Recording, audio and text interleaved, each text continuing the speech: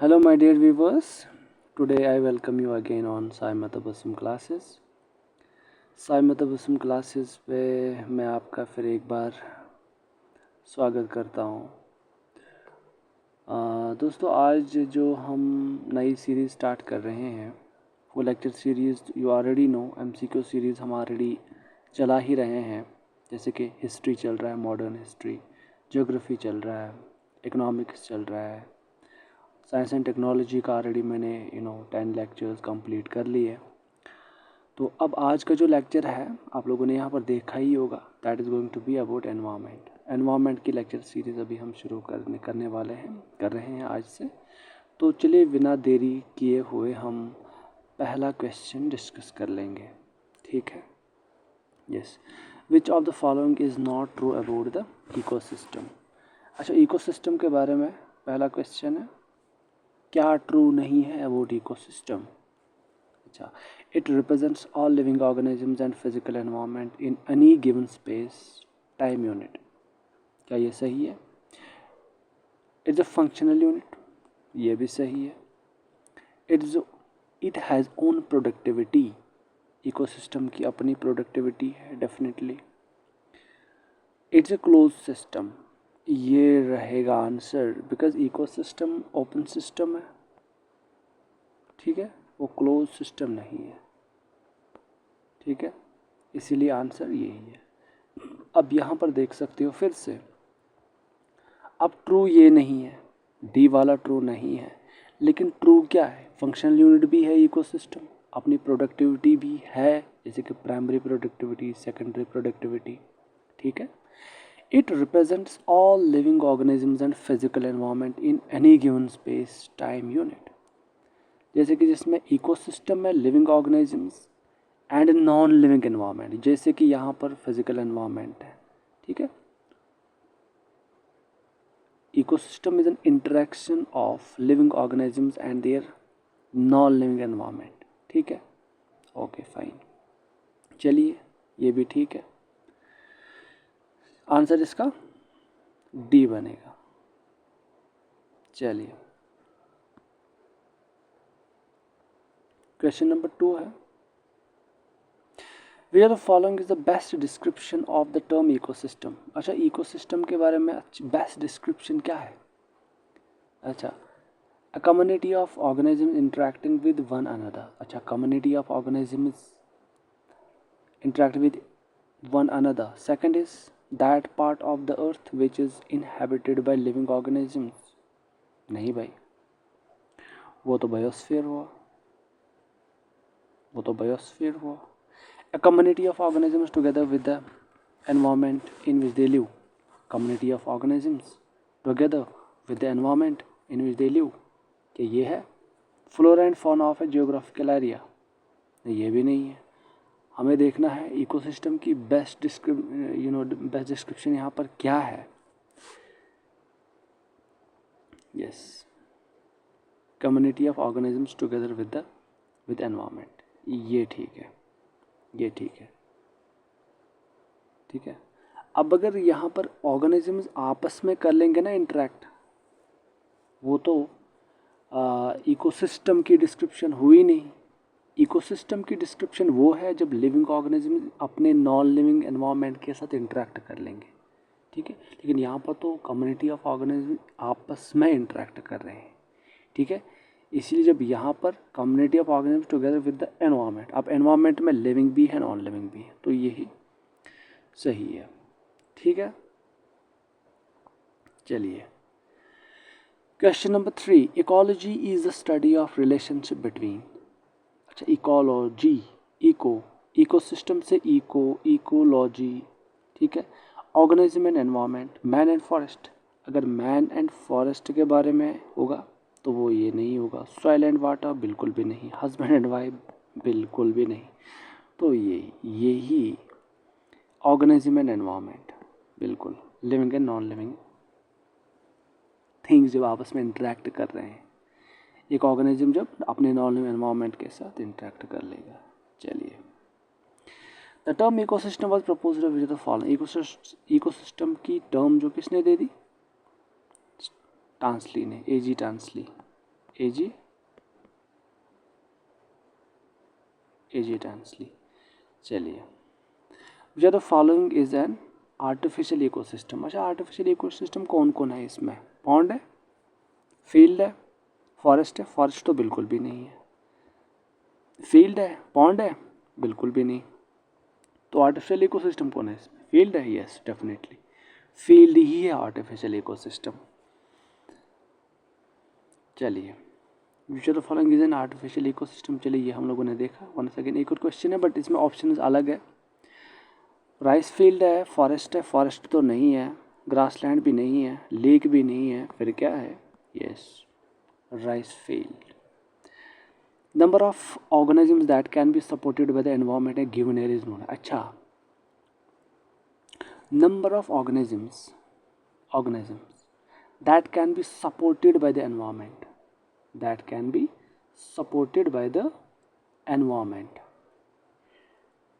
in a given area is known as carrying capacity, pyramid of number of biomass, none of the above। क्या है? देखिए, ये जो question है ये थोड़ा सा टेक्निकल है। अगर एक स्पीशी के ऑर्गेनिजम्स है, अगर एक स्पीशी के ऑर्गेनिजम्स है, अगर ये एक एरिया में होंगे, लेकिन स्पीशी एक होगी, वो फिर पॉपुलेशन बन जाएगा। एक स्पीशी के ऑर्गेनिजम्स एक एरिया में होंगे तो हम कह सकते हैं इट इज़ पॉपुलेशन। ठीक है। अगर नंबर ऑफ स्पीशीज़ है, एक स्पीशी है कुत्तों की, एक स्पीशी है कैट्स की, एट्सट्रा, रैट्स की, जो आपस में जो सारी स्पीशीज़ आपस में डिफरेंट पॉपुलेशन आपस में मिलते हैं तो वो कम्युनिटी बनाते हैं। लेकिन यहाँ पर क्या है? हाँ, number of organ that can be supported by the environment. अब एक एनवायरनमेंट एक एरिया है, फॉर एग्जांपल इसमें लिविंग ऑर्गेनिज्म, नॉन लिविंग, सब सारी चीज़ें हैं। अब इसमें कितने ऑर्गेनिजम्स हैं? इसमें स्पीशी का नाम नहीं है, इसमें कितने ऑर्गेनिज्म हैं, डिफरेंट स्पीशीज़ के होंगे जो सपोर्ट करेगा। ये कितने एरिया, कितनी स्पीशीज़ को, कितने ऑर्गेनिज्म को सपोर्ट करेगा, ये बनेगी इसकी कैरिंग कैपेसिटी। ये इसकी कैरिंग कैपेसिटी बनेगी, कितने ऑर्गेनिज्म वहाँ रह सकते हैं। ठीक है, ये इसकी कैरिंग कैपेसिटी बनी है। तो carrying capacity is going to be answer. ठीक है। Which of the following terms describes not only the physical space occupied by an organism, but also its functional role in the community of organisms? अच्छा, हमें देखना है कि एक तो physical space, एक तो ऑर्गेनिज्म की फिजिकल स्पेस होती है ऑटोमेटिकली एक इकोसिस्टम में, environment, but also its function, इसका फंक्शनल रोल भी हमें देखना है कम्युनिटी में। एक तो फिजिकल स्पेस ऑक्यूपाई तो करता ही है, लेकिन इसका फंक्शनल रोल भी एक पर्टिकुलर रोल होता है इसको इन द कम्युनिटी, या हम कह सकते हैं इन इकोसिस्टम। तो वो क्या है? इकोटोन है? नहीं, इकोटोन नहीं है। इकोटोन है अगर ये एक इकोसिस्टम है, ये दूसरा इकोसिस्टम है। अब एक इकोसिस्टम एंड दूसरे इकोसिस्टम के बीच में एक एरिया होता है जिसको इंटरमीडिएट एरिया हम कहते हैं।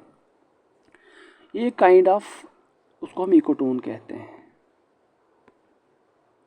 देखिए होता क्या है, for example this is grassland ecosystem and this is desert ecosystem. इसमें अलग कम्युनिटी, अलग ऑर्गेनिजम्स होंगे, ऑर्गेनिज्म 1 2 3 4, लेकिन ग्रासलैंड में अलग ऑर्गेनिजम्स होंगे 5 6 7 8 9। ठीक है। अब ये एरिया है, एब्रप्टली यहाँ ये ख़त्म होगा तो यहाँ ये शुरू होगा, ऐसा तो होगा नहीं। ठीक है, इसीलिए 7 8 यहाँ पर भी पाए जाएंगे, 1 2 यहाँ पर भी पाए जाएंगे। लेकिन यहाँ पर एक और भी कुछ ऑर्गेनिजम्स पाए जाएंगे जो यहाँ नहीं होंगे, यहाँ पर एक्स एंड वाई भी पाया जाएगा। ठीक है, अभी एक्स एंड वाई जो है वो यहाँ नहीं है और यहाँ पर भी नहीं है। ठीक है, अब इसको कहते हैं एज इफेक्ट। इस एरिया को कहेंगे इकोटोन। इसमें हाफ कैरेक्टरिस्टिक्स इसके हैं और हाफ कैरेक्टरिस्टिक्स इसके हैं। या हम कह सकते हैं न इसके हैं न इसके हैं।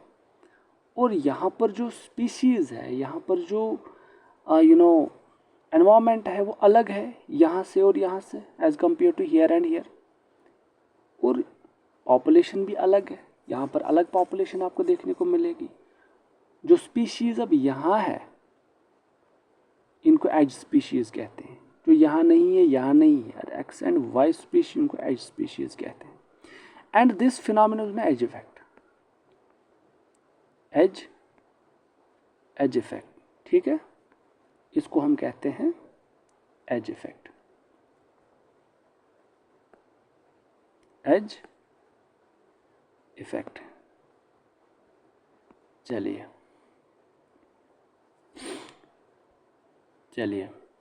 ओके, तो हम क्या कह सकते हैं इसका फंक्शनल रोल, इकोलॉजिकल निश, जिसमें एक ऑर्गेनिज्म है, इसका ऑलरेडी फिजिकल स्पेस, तो फिजिकल रोल भी है इसका इकोसिस्टम में, साथ में इसका फंक्शनल रोल भी है। Functional role that is ecological niche. Habitat, you already know what is habitat. तो हैबिटेट तो हमें, हैबिटेट इज व्हाट, ऑर्गेनिज्म का, सिंपली ऑर्गेनिज्म का होम, ऑर्गेनिज्म का home is known as habitat, home of an organism, home of an organism, ठीक है। हाँ, yeah it is a natural environment where an organism live, एक natural environment है जहाँ पर ये ऑर्गेनिज्म रहता है। अच्छा, और एक चीज़ है होम रेंज। होम रेंज क्या है, होम रेंज भी थोड़ा सा डिस्कस कर लेंगे यहाँ पर। Home range is something very different. देखिए होम रेंज का मतलब क्या है, रिसेंटली कुछ national parks, for example this is national park and this is another national park, ये तमिलनाडु में है और ये केरला में है, ठीक है। यहाँ पर भी एलिफेंट रहते हैं, यहाँ पर भी एलिफेंट की पॉपुलेशन है।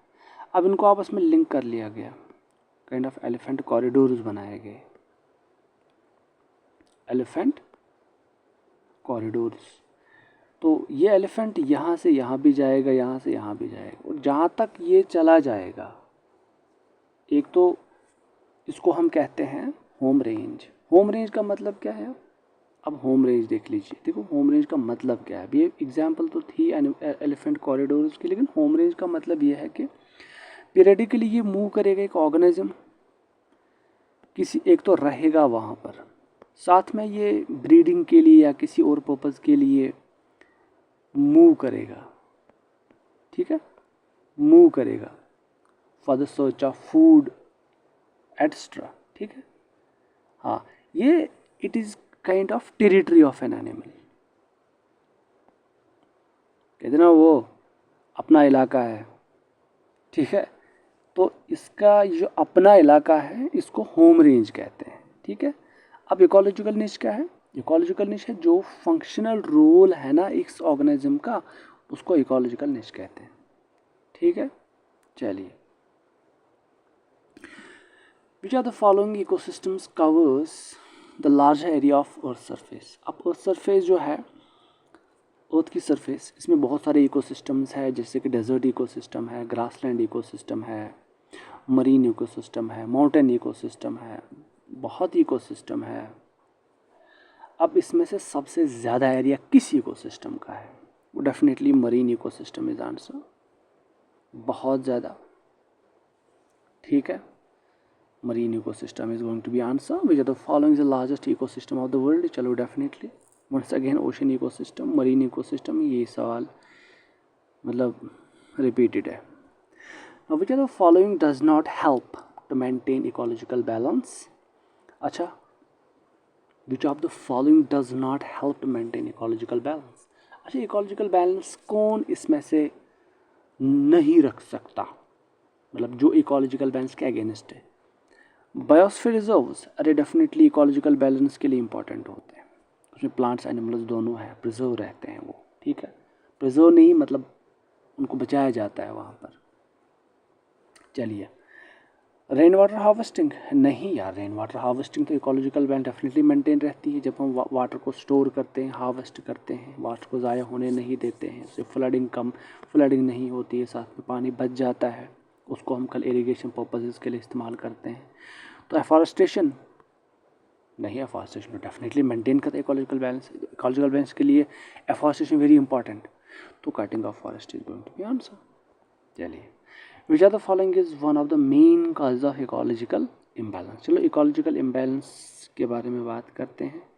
इकोलॉजिकल इम्बैलेंस के बारे में इसका मेन काज क्या हो सकता है इकोलॉजिकल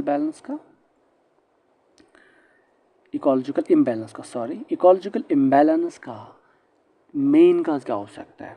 अच्छा ओके, देखिए सबसे पहली बात deforestation, desertification, floods and famines, rainfall variations. तो क्या होगा इकोलॉजिकल मेन काज क्या होगा इसका। डिफॉरेस्टेशन मेन काज है इकोलॉजिकल इम्बैलेंस का, डेजर्टिफिकेशन है, फ्लड्स है, फेमाइन्स है। देखो रेनफॉल वेरिएशन ये तीन है ना, देखिए ये तीन जो है ये मेन काजेज नहीं है, ये फिर इम्पैक्ट्स है। ये तीन जो है ये इम्पैक्ट्स ऑफ, जब इकोलॉजिकल इम्बैलेंस होती है तो डेजर्टिफिकेशन होगी। पहले काज तो कुछ और होगा, cause is deforestation is answer, main cause is deforestation. जब डिफॉरेस्टेशन होगी तो डेफिनेटली डेजर्टिफिकेशन भी होगी, ठीक है, डेफिनेटली फ्लड्स एंड फेमाइन्स भी होंगे, ठीक है।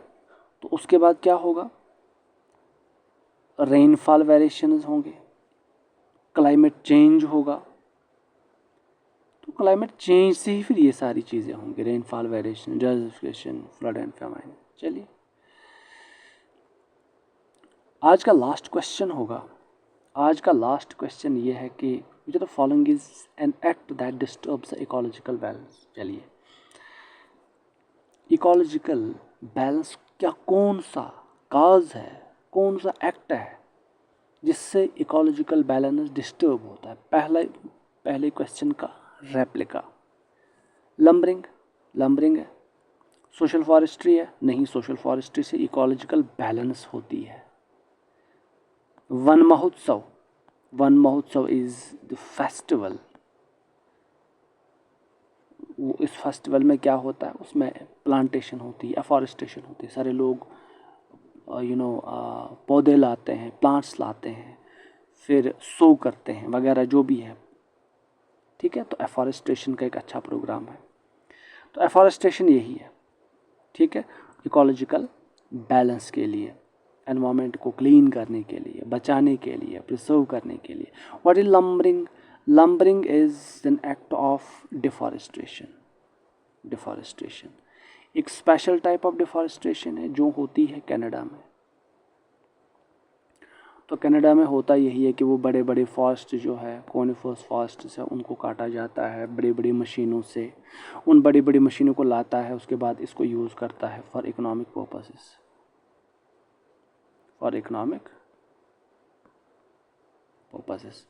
अब जो वो करते हैं उनको क्या कहते हैं, लंबर जैक्स, उनको कहते हैं लंबर जैक्स। चलिए आज के लिए इतना ही, थैंक यू वेरी मच।